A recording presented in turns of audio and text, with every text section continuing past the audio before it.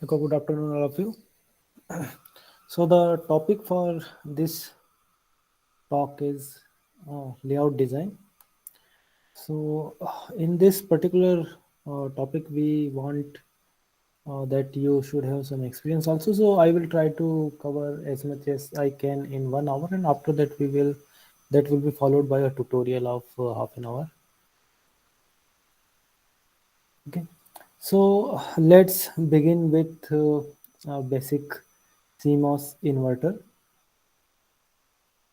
So we know that in CMOS inverter, we have PMOS and NMOS as it is, you can see here. And so we have PMOS and NMOS and input, output, VDD, ground, something like this. So basically, if we see in this inverter, then the MOSFET is the basic component. So in MOSFET, there is a PMOS and NMOS. So now let's see uh, how in the layout we can actually design this. So actually when we talk about layout, then actually we are talking about to provide a file to fabrication unit.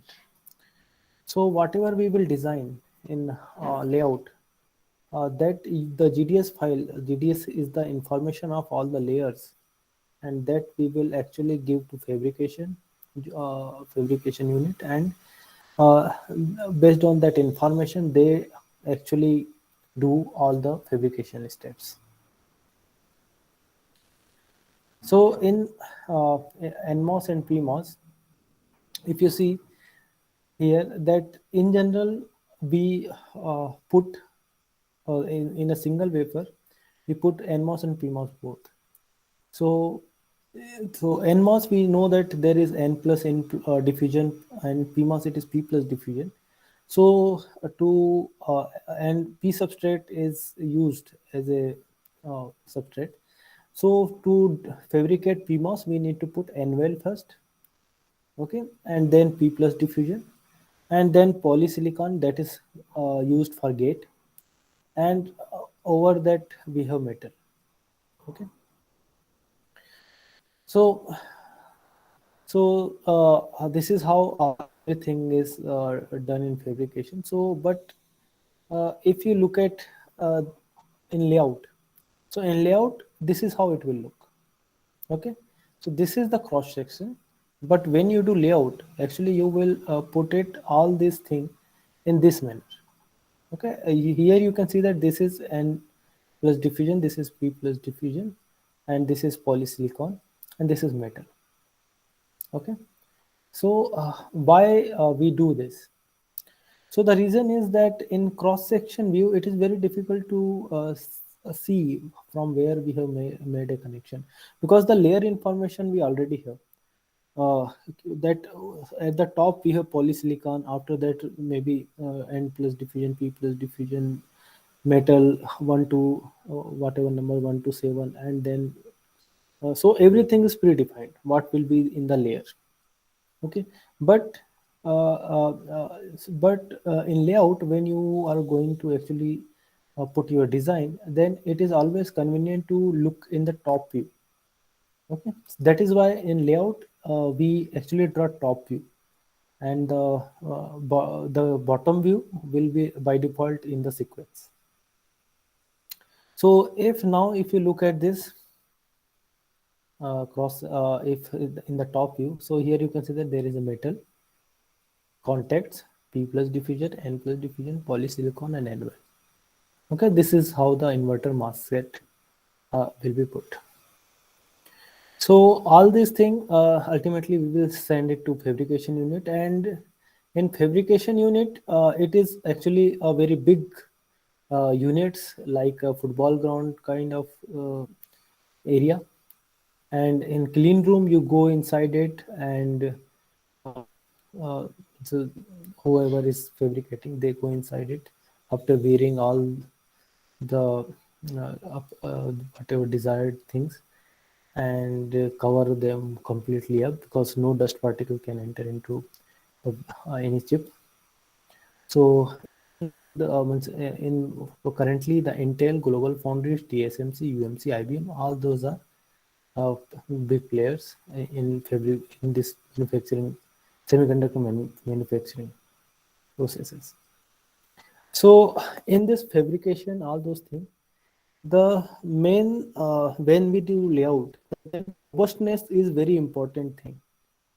Okay, even with not only with you can say circuit design point of view, not only with fabrication design point of view, but also in terms of layout point of view. Because if you will not do a proper layout, then there may be problem that there will be a lack of robustness, and your uh, whether over the time or immediately it may fail.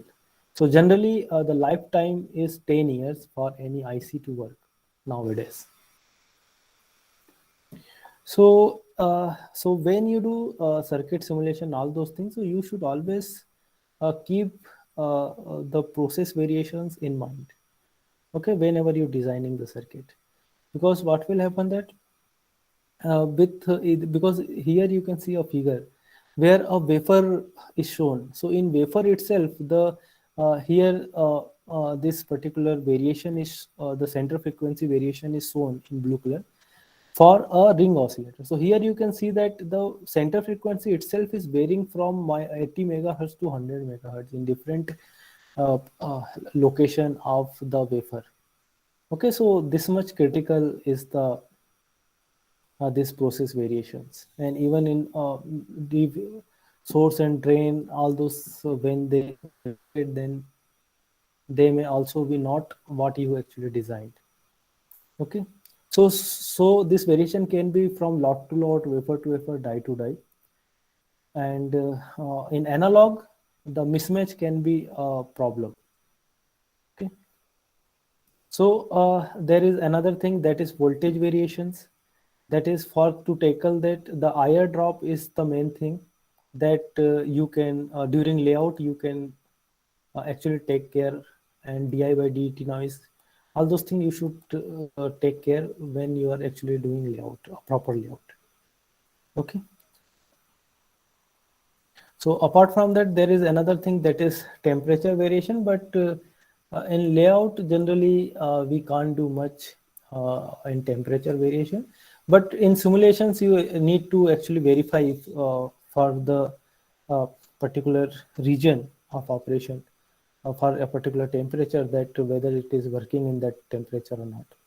Earlier, it is told that your circuit should work from 0 to minus 120, 0 to 125 degree, or minus 10 degree to 125 degree centigrade. But nowadays, this is not the case. Nowadays, some specific ICs are also they make. So in that case, maybe the some particular temperature range is acceptable. So based on this design, there are design corners, SS, FS, FF, and TT. So TT stands for typical, FF for fast, and fast, slow. So this is fast, slow means fast NMOS, slow PMOS. Okay, so SS means slow NMOS, slow PMOS. So this is all those things. So actually, for a layout designer, you should also after extracting, you should also see whether your circuit is working in all these corners or not. Okay, so for any IC developer, it is based on generally what they do is, for high speed circuit they sell at high price. Okay, so for SS they sell at low price, FFIC they sell for high price. So for designer point of view, we only need to take care of all the corners. And to be more precise, you should also do Monte Carlo simulation if possible. Okay, if your circuit is small, if you are able to do Monte Carlo simulation, then it is always better to do Monte Carlo simulation. In that, they in this particular simulation, it will consider all different points of the wafer, and by varying PV, process voltage and temperature at different location of wafer, so you can actually get a good output performance, or you can check your performance of your circuit or robustness. Okay. Okay. So now coming back to layout design rules. So that was about the robustness of the layout. So now moving to again layout design rules. So in general, when we design, so there are some rules related to minimum width and minimum spacing. So when we take minimum width, so here you can see that there is minimum width for a metal line. If you will not follow that, then there is a chance that it will break. Okay, similarly, there is a rule file for closeness of two metal lines. So you cannot put intra-layer spacing so small that it will touch after the fabrication. Okay, and similarly, if you have any contact and any layer, then there should be minimum spacing. Otherwise, they will, both will touch to each other. And there are two layers. If you keep sufficiently close, then the capacitance will occur in between. And if you have contact and you want to close it with some metal, then also it should be proper. Otherwise, it will not be a proper connection. So similarly, a minimum extension is required. So again, so that is the reason why there is DRC rules that is given by for a particular technology node, and you need to go through that.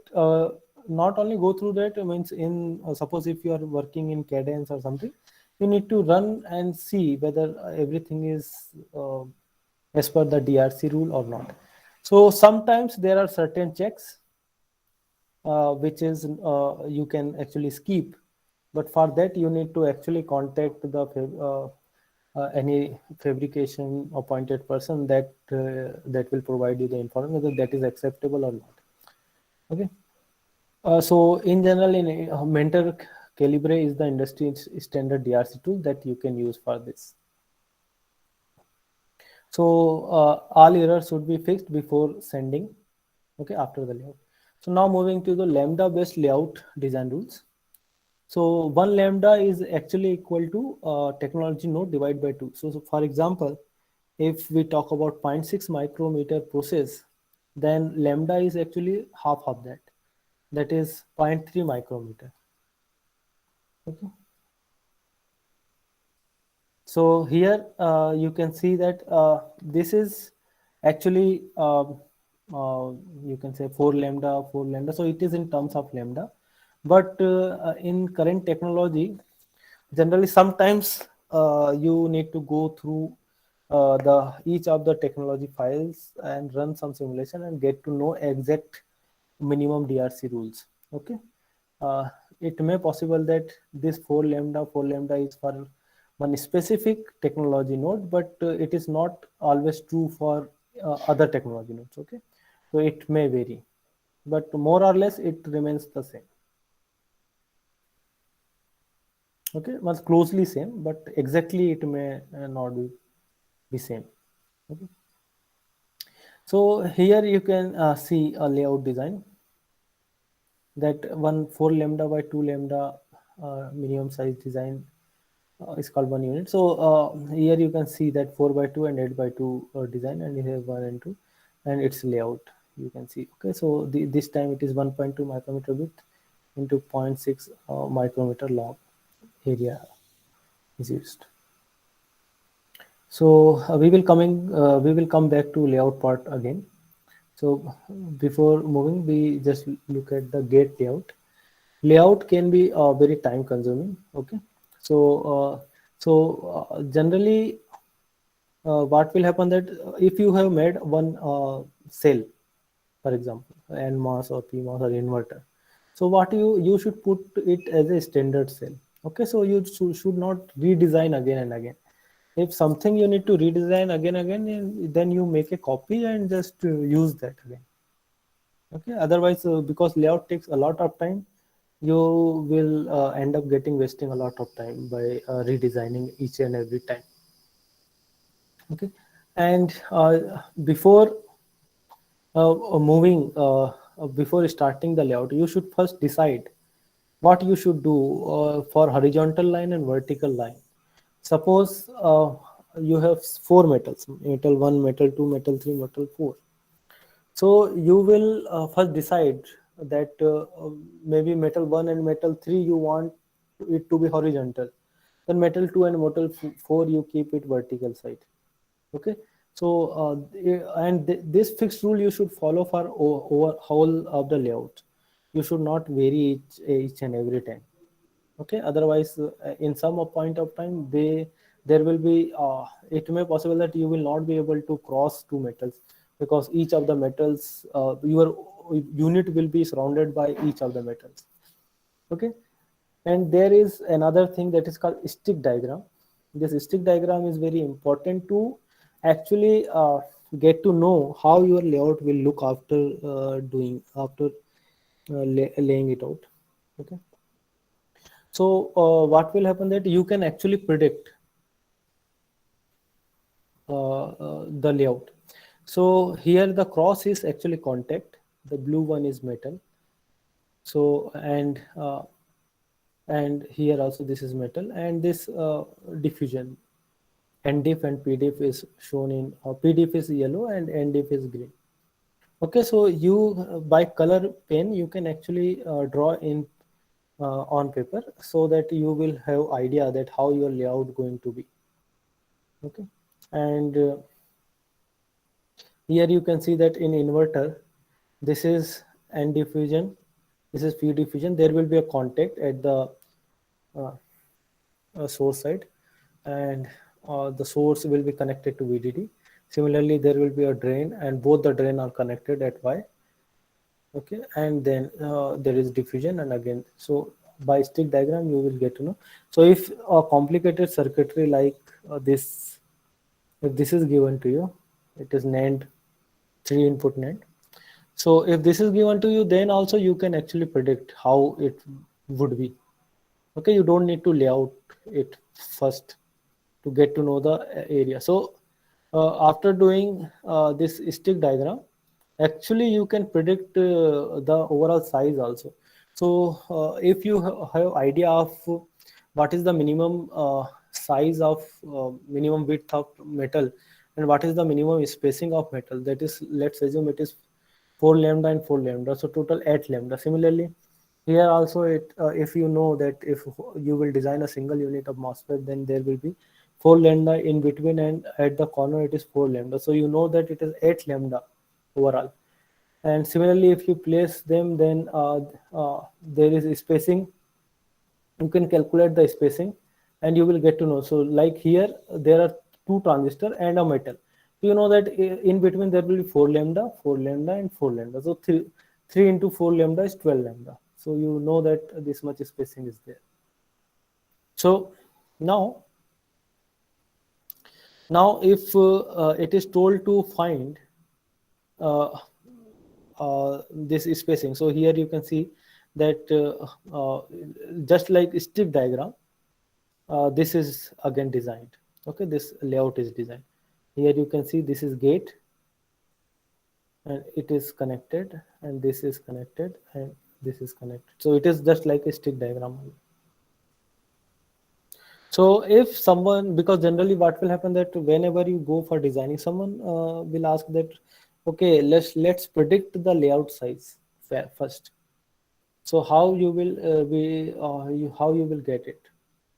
So this is, let's assume this is the equation, and this is the stick diagram of for this equation.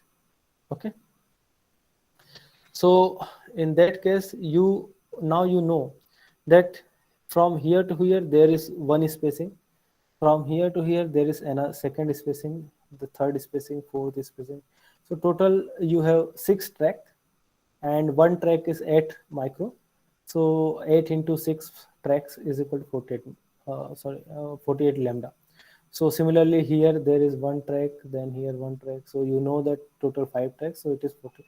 So approximately this much area will be consumed. Okay, now whenever as I have told earlier also that whenever you do designing, always try to make a standard cell, so that you don't need to redesign again and again. Okay, so for doing that, your VDD and ground should be in the same spacing. You need to put it in a way that they can be combined later.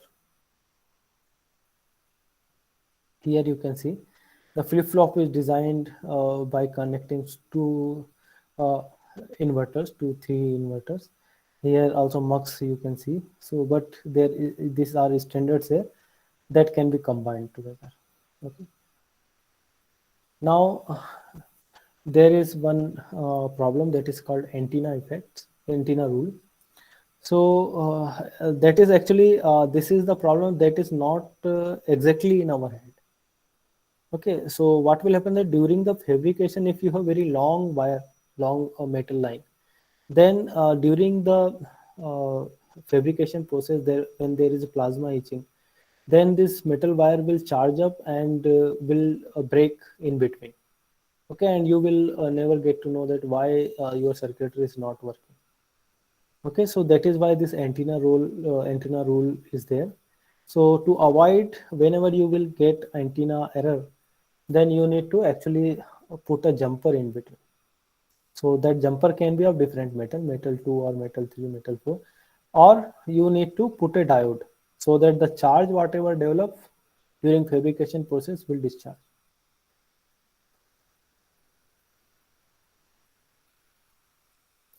Okay, and there is one layer density rule. Okay, so in layer density rule, what happens is that for each of the layer, okay, so we know that we have different layer like metal 3, metal 4, metal 2, metal 1, polysilicon, and different layers. So there are certain rule for each of these layers that it should be with all should be with a percentage in the chip. Okay, it cannot be like that you simply don't use M1 or a metal 2, something like that.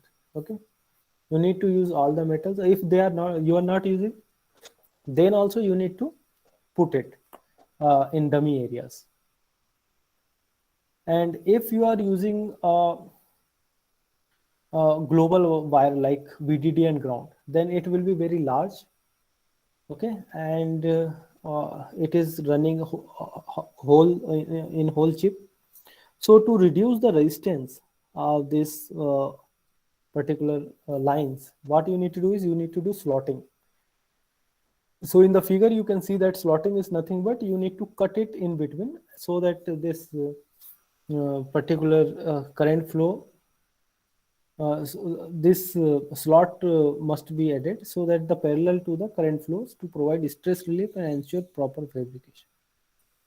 Okay, so these all are during fabrication your layout should not or your IC design should not be get disturbed. So that is why this kind of precaution you need to take. Another is latch up.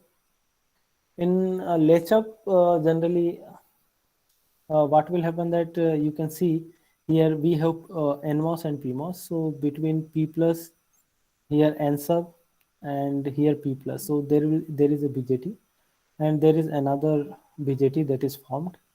So overall circuitry will look like this: R well, V well, V sub, R sub. So here you can see the two BJT in positive feedback.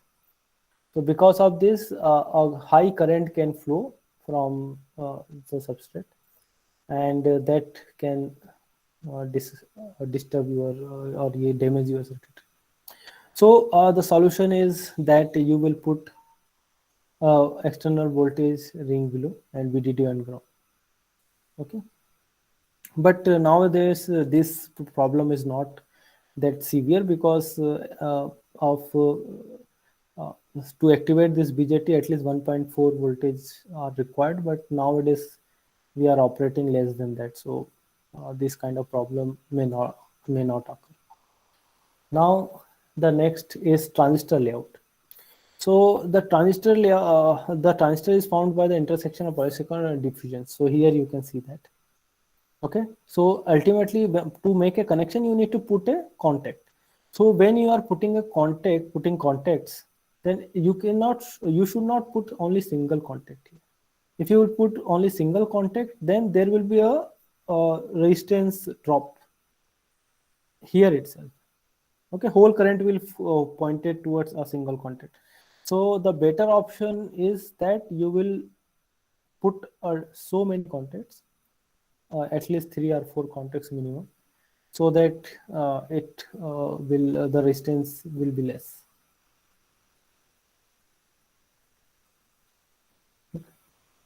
So this is the reason that there is reliability problem, okay, and possible electromigration that may occur, okay, and that may can fracture. Okay, so now the multi-figure transistor layout.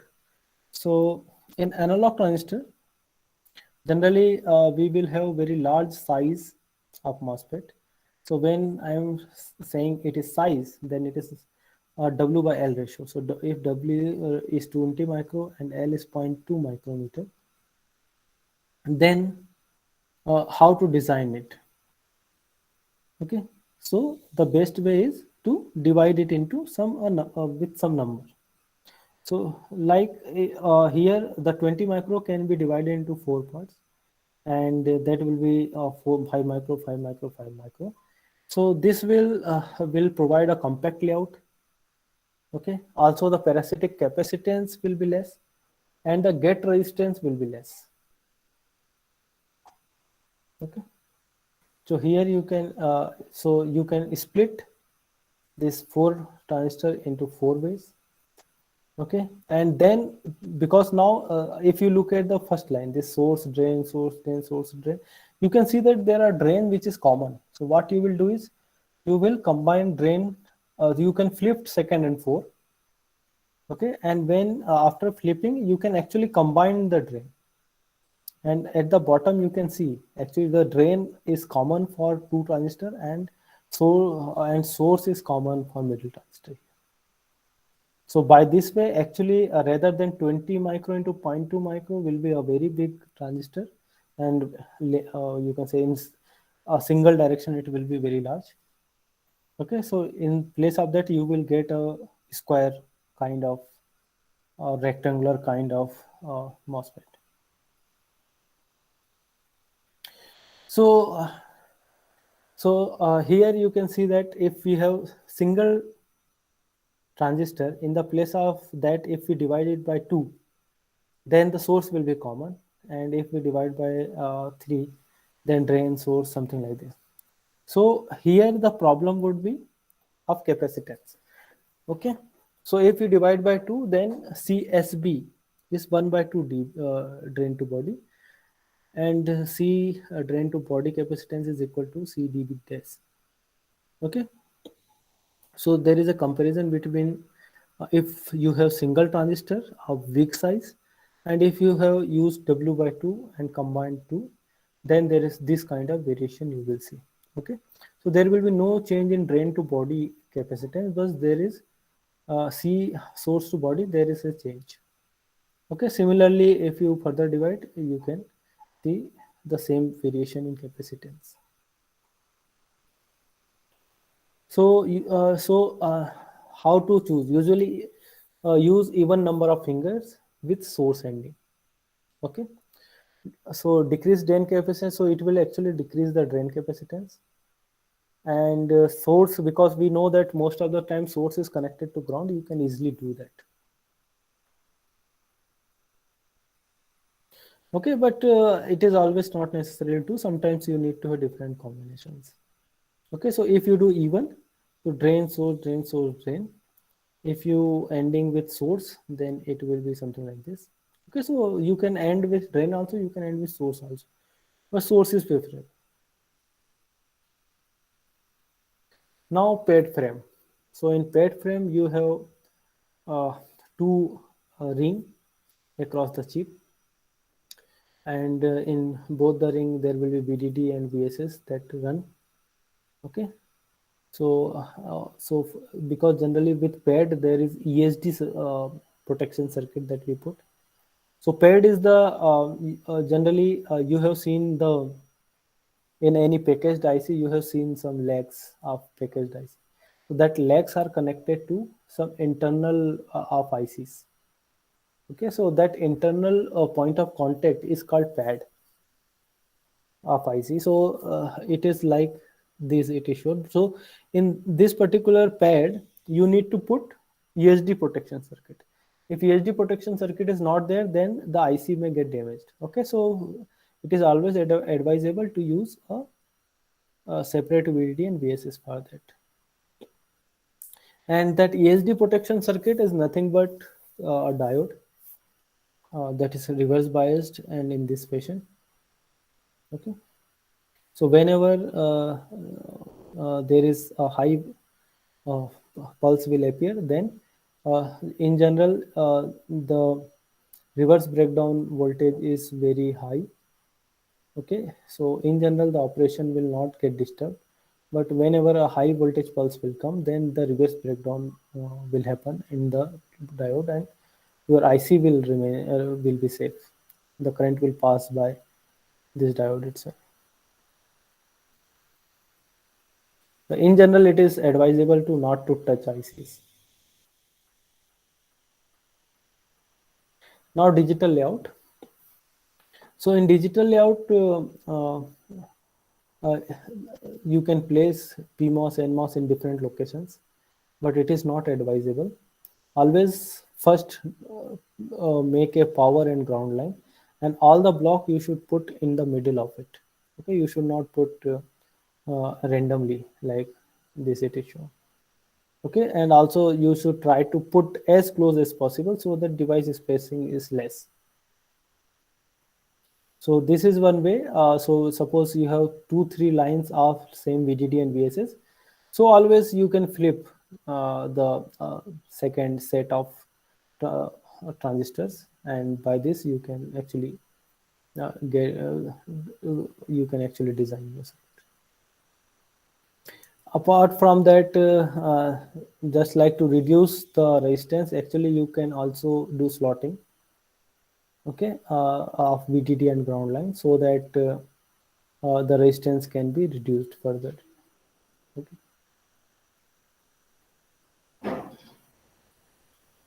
So this is directional layer technique. So here you can actually when if you need to first decide how you are going to draw the metal lines. So if suppose you are using M1 in horizontal way, so M2 should be in vertical way, something like that. Whatever you have decided, you always follow that, and in whole chip. So and use contact to make a connection. So never use, if M2 is used as a vertical, so never use it in horizontal. Otherwise what will happen that in some point of uh, after some time your IC will be in the middle, and it will be covered by all the metal lines, and you will not find any metal to take it out from there.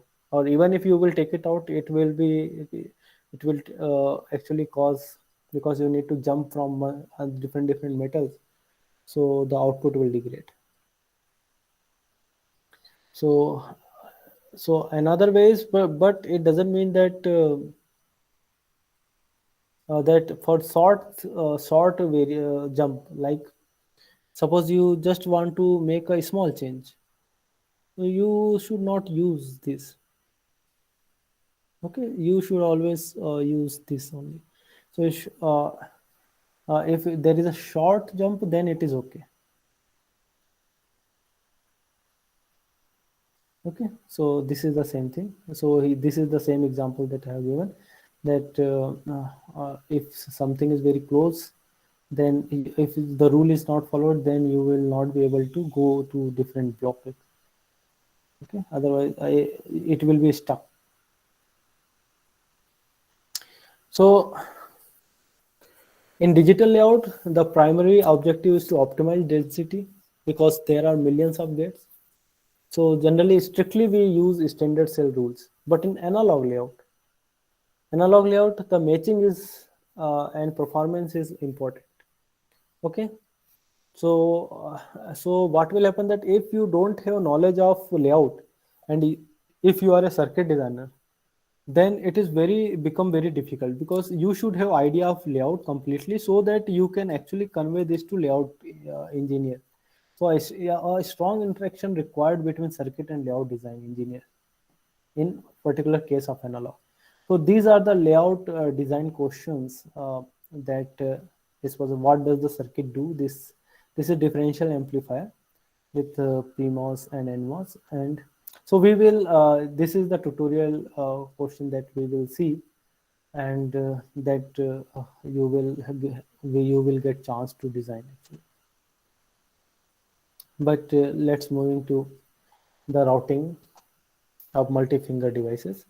So uh, so here you can see that if this is a transistor and this is poly, okay, and now we want to take the output out. So so if it connect making connection at the center, okay, so it will be evenly distributed, okay. Otherwise what will happen, that if the connection is not at the middle and you will make connection somewhere at the corner or somewhere, then the current will not distribute it properly, okay. So always try to make connections at the middle and distribute it properly.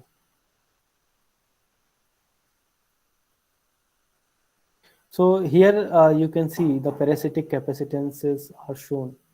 So for high frequency and precision circuit, you always use short wire length, okay, and generally try to keep as far as possible if you have if chance is available to you to do that, okay. So otherwise in high speed yeah, this parasitic capacitance will reduce your, so even if in schematic it is working very fine, but after doing layout you will not get the same result, okay. So here also you can see that if you have big capacitance, if you have metal 1 and P plus, so if you are using metal 2 uh, for connecting, then the capacitance will be less, okay. So this kind of decision you need to make during the layout, how to do all these connections, okay? Similarly for other metals, so what is the minimum width, what is the capacitance, this information you should know, because based on this information only you need to actually make a connections. Like if M4 is only 1.5 femtofarad per micrometer, so for each micrometer there is only 1.5 femtofarad, okay. But in the place of M4 if you use M1, then it is approximately 3 times higher.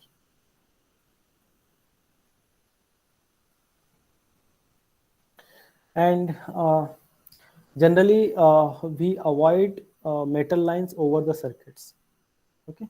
So if you so what way you can do is you can just go side by side, don't put like here, don't go one over the other, right cross like this, always go straight then take turn then go back, something like this. This is the proper way of layout, not this. If you just go one over the other, then the capacitance, all those will affect your overall circuit.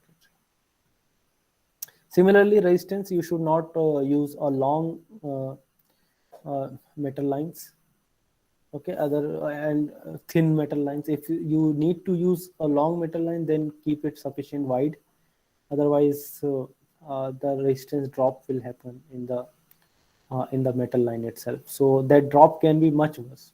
Like if you have not provided sufficient thickness of VDD, let's assume, so from pad you will apply 1 volt, but at the middle of the circuitry it will get only maybe 0.95 or something. So zero point 0.5 volt, this much variation means may occur, okay, because of this resistive drop.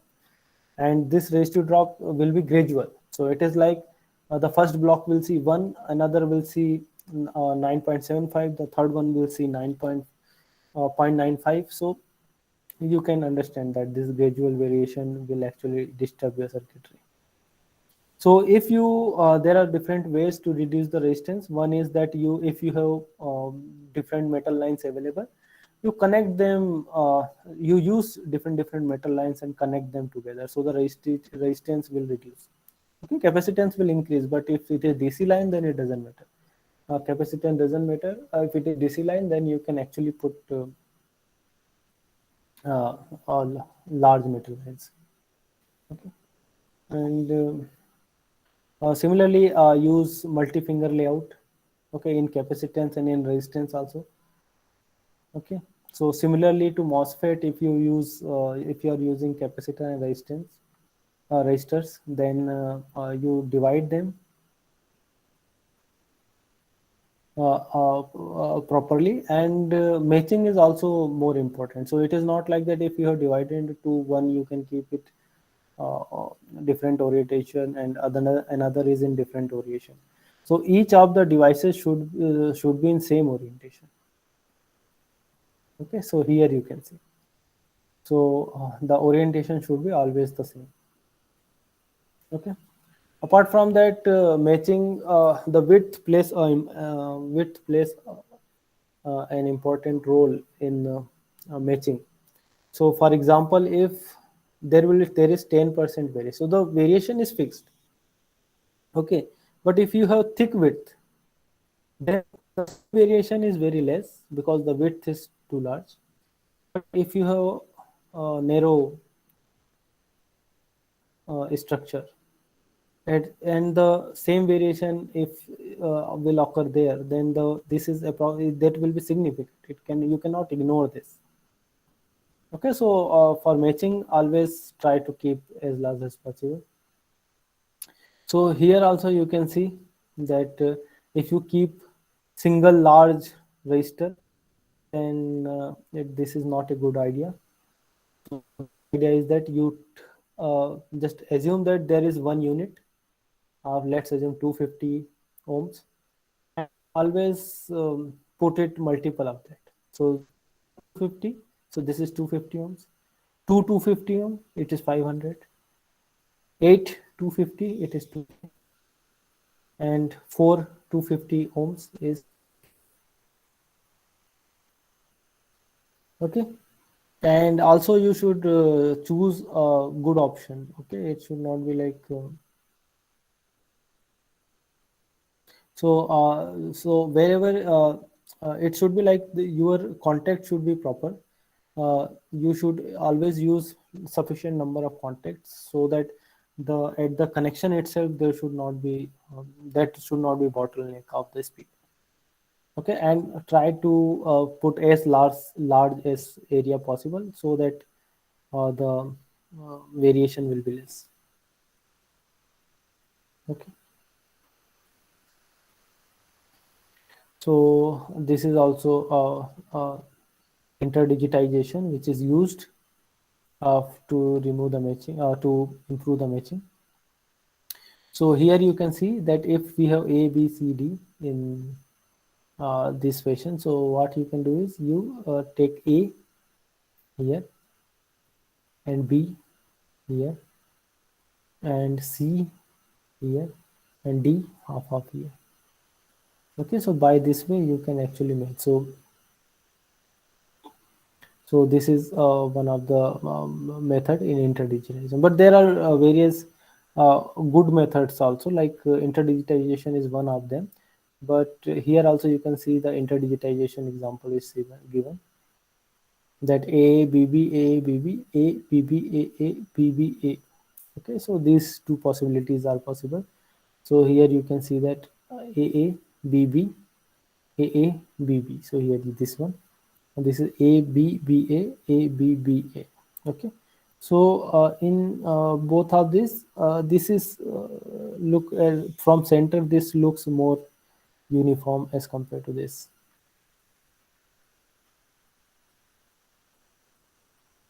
Okay, so apart from interdigitization, there is dummy that you need to put at the corner. Okay, so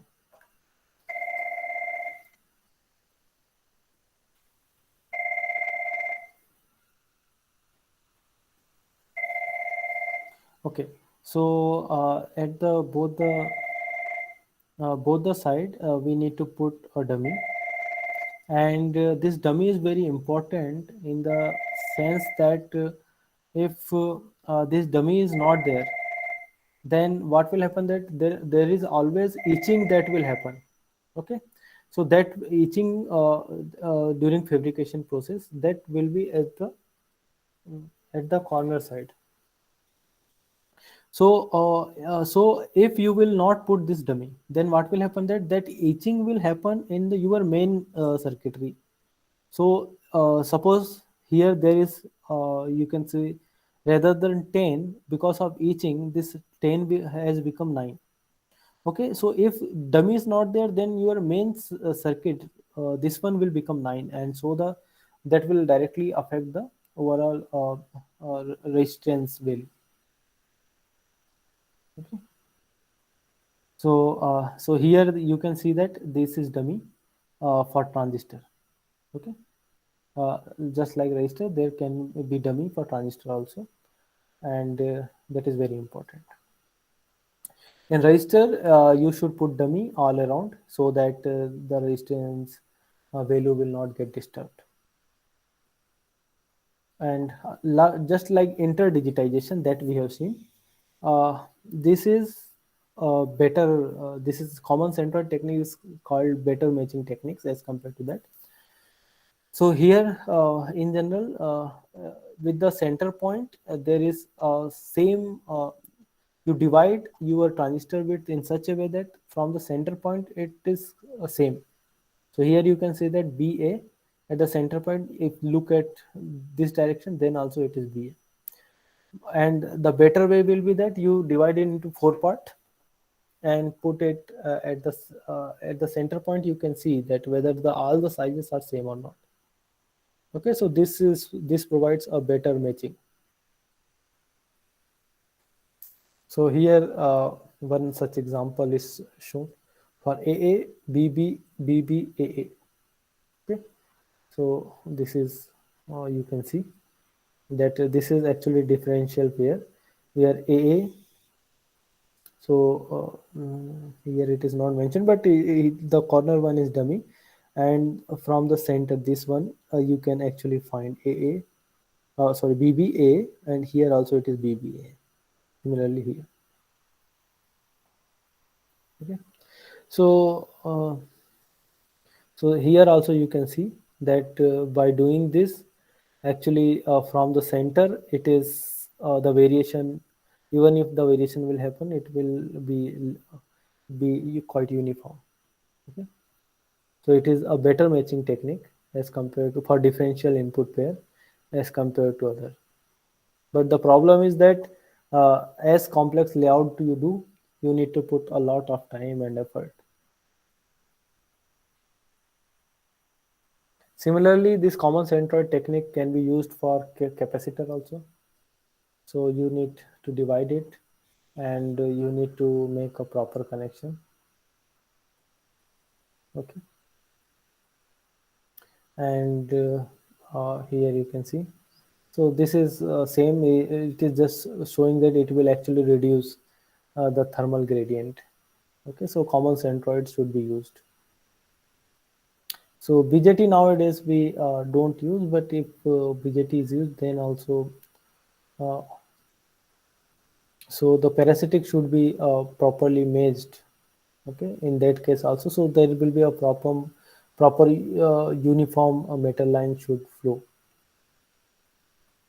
Okay, otherwise the wiring capacitance will be different for each of the connections. Okay, so but the example here we use BJT. So nowadays BJT is only used for beta multiplier, but that is also rarely used.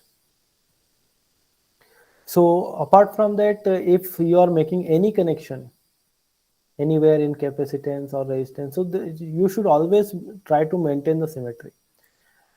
Whenever you will do layout from the midline, you will be able to see whether the size of both the side and the type of component that are at that line of symmetry, they are same or not. So this is also such example where you can see that this is a bad design, but this is a good design. So you should always connect. You should always connect from the midpoint. And this is a differential routing. So here also you can see that at the midpoint it should be properly connected, rather than here it is quite wide, here it is at the corner, but you should always connect at the midpoint. Okay, similarly, this is also for differential routing. So whenever you have differential routing, you always keep it same. So it should be like this. So whenever there is similar variation, that should be cancelled out. It should, even if it is, you should not flow from some noisy block. Okay, you should always make it a proper differential symmetry, so that noise should not affect your matching. Okay, so for matching, the main thing is you should have a large width. Keep device as close as possible. Orientation should remain the same. Middle, you always keep the root component at the middle. Use interdigitization. Use dummy, and use that center common center technique. Okay, and your parasitics wiring should be matched. Okay, everything should be in symmetry, and differential wiring you should always take care properly. Okay, and as design as large as possible. So there is another thing that is called substrate noise, that is very important in high speed circuits, and basically in mixed signal chips, where when you connect to, so what you can do is you always put your block as far as possible. So if you have any noisy circuit example is like, let's assume you have oscillator. Oscillator is always varying. The its output is always oscillating. So you cannot keep very sensitive block close to oscillator. And even the oscillator is very sensitive uh, to the variation. If it is VCO, then it is very sensitive to the variation. So it should also be put it in proper. I mean, it is also put it by in closed form.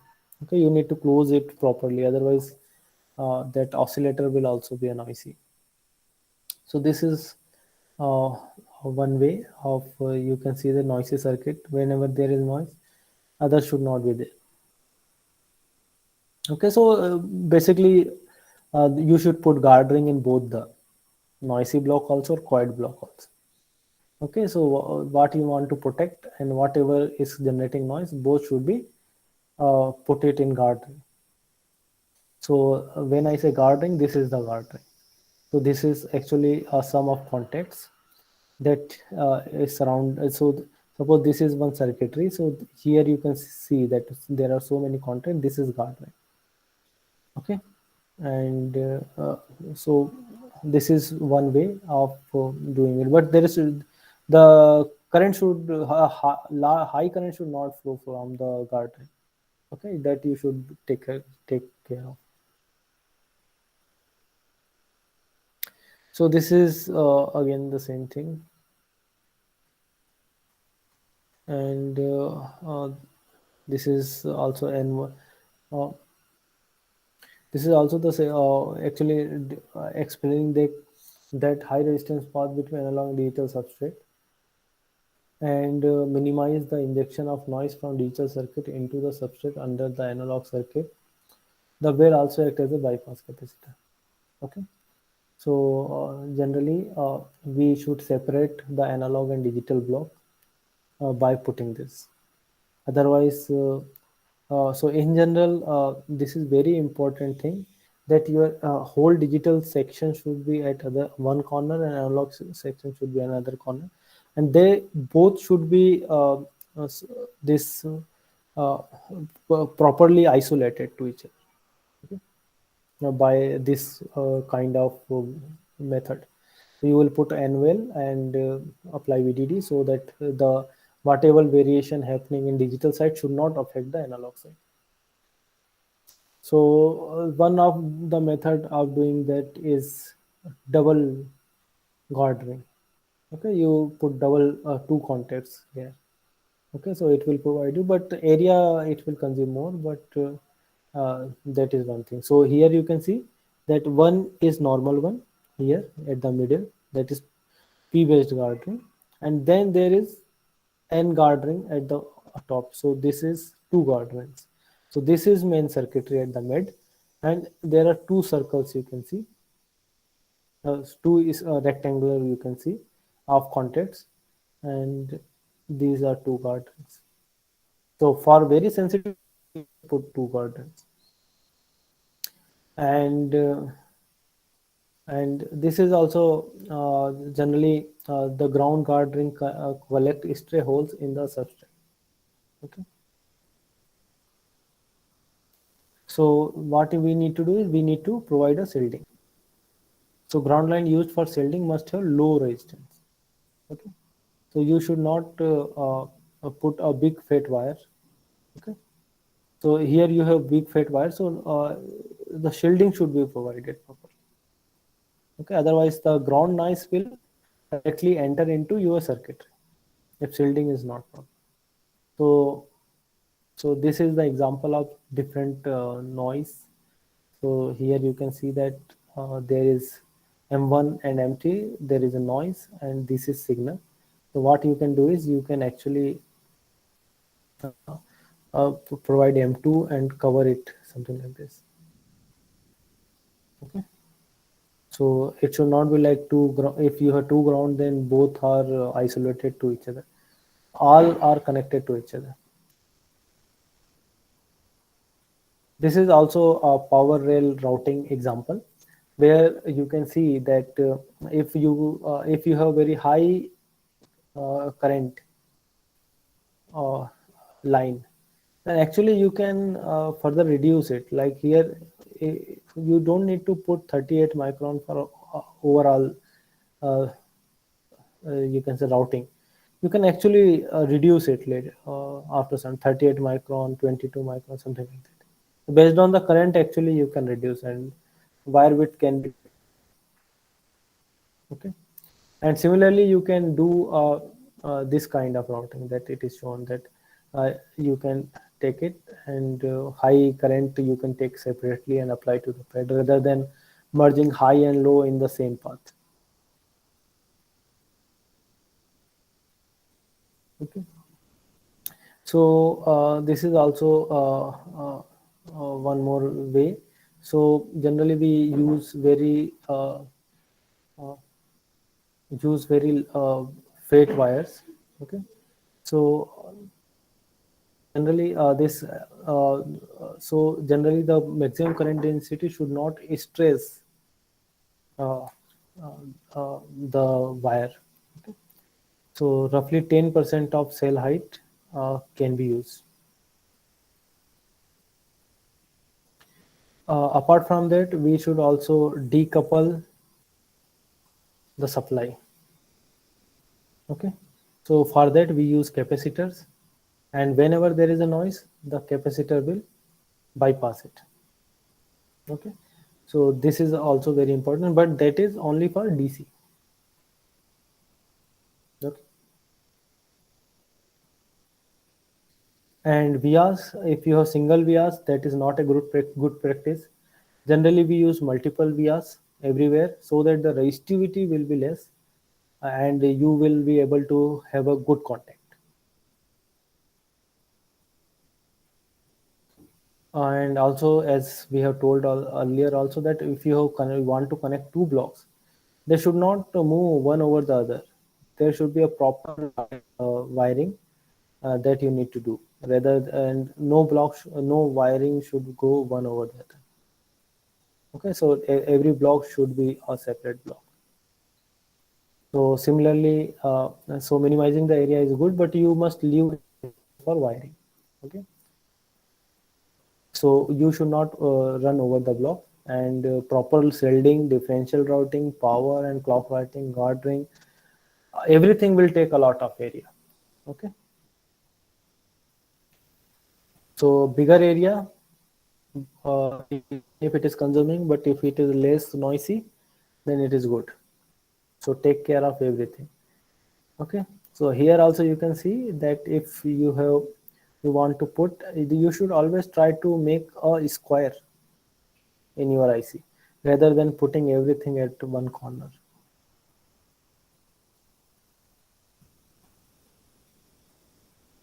Okay, so this is how we make connection with pad.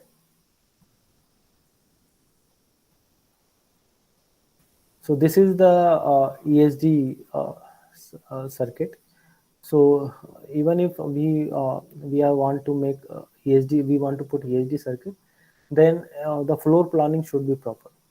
So here you can see that we want to connect VCC with two diode, reverse bias diode, between VCC1 and ground. So 1579. So here you can see 1, 5, 7, and 9. Okay. So in that case, we should run like this and put all these transistor in these open spaces where it is not. Okay. So then it will be a proper floor planning. So this is the signal flow. So always use a single, try to use a single direction. So flow of sensitive signals may dictate specific block placement, specifically important for RF signals at very high frequency. So this is also one of the example where if you will see here that here you can see that you need to actually reiterate again and again to get to know that where you should put everything. So here you can see that if VCC3 and VCC1 is here and your VCC3 is you will put here, then that is not a good idea because now you need to make connection from here to VCC3. So it is always better that you put it these blocks in this side and put VCC1 and VCC2 at this side and make a proper connection in from the output. Okay, similarly for clock trees, you need to do the same thing. Okay, and this is regarding the package. So this is IC will be at the middle and you will have a package. So this is your IC and this is pad and this is the package terminal and you will connect from pad to the terminal. Okay, something like this. This is how in the packaged IC, whatever we see the IC, that is this one, and our bare die is inside with pads and there is wire bonding and this by this wire it is connected here. Okay, so with this I think because the time is not sufficient to finish everything and we want that at least hands-on experience is more important. So rather than because this particular topic is very underrated, but there are a lot of things that can be discussed in layout designing. So particularly I end this particular presentation here itself and this hand over to the tutorial section of this. Okay, so that you will have actually have better idea of doing layout rather than understanding what is going to. So so my PhD students will just give a brief tutorial on this particular layout technique, means using magic tool. So magic tool is freeware that you actually uh, try in your home, but in industry standard there is cadence tool that we use, and for DRC rule we use Calibre, and for LBS and parasitic extraction also we use Mentor Graphics Calibre tool. But here in coming tutorial session and just a brief discussion about the hands-on experience using magic will be given to you. Okay, so if you have any question up to this section, you can ask, then we will hand over this to Mr. Mayank and Mr. Puni so that they can actually give you some brief about how to use magic for layout.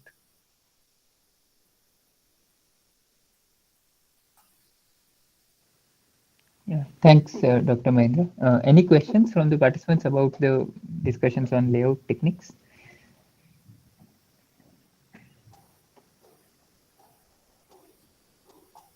Hello, sir. Yeah, yes. Yeah, sir, what are the different shielding technique can be used in IC fabrication? I mean, how the shielding is being done? Is this a kind of SIU to isolation or something else? Shielding, you can use guard ring to shield your you can say, noisy block or quiet block. Okay, is it made of, I mean, metal or any kind of dielectric material? This guard ring? Guard ring is actually it is you can say N sub or P sub or N well. Okay, a simple And semiconductor material, right? N type or P yeah, type. yeah. Okay, okay. But since it is conducting in nature, so how it is going to provide shielding? I mean, shielding is a kind of electrical contact, na? We need to remove any kind of electrical interference in this regard, right? So, I mean, as per my knowledge, I think maybe something insulation should be done over here. I mean, rectify me if I am wrong. Generally, insulation is not required. You can use double guard ring, so it is sufficient to isolate it from other blocks. And Okay, yeah, so even there are different way of doing it. Means generally we keep all every this kind of noisy blocks in some different location or something like that. So there are so many things we do. Shielding is one of the technique. okay, okay. And one more thing, I just need to know in a brief why these dummy devices are basically used at the edge. I mean, what is the key advantage of this one? I mean, Actu- is it always true that the device which are at the edge that will performs quite poor compared to the central devices sitting on the Actually, wafer? okay, so what actually this is always true. What will happen that the whatever at the edges that it is like if you will putting something at the corner, then there will be a rough edges at the corner side Okay, as compared to the middle one. So that rough edges will always be there at the corner side. So rather okay, than assuming that rough edges come in our main block, what you do is you put dummy blocks. okay. Hello. Is this related to the handling? I mean, whenever we need to handle the wafer, we need to, I mean, touch the wafer from the edges, and this may contaminate the devices at the side of the wafer. I mean, is it something like that?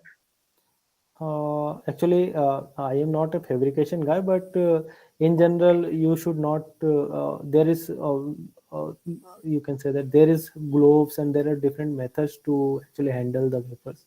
You cannot Okay. simply hold it. And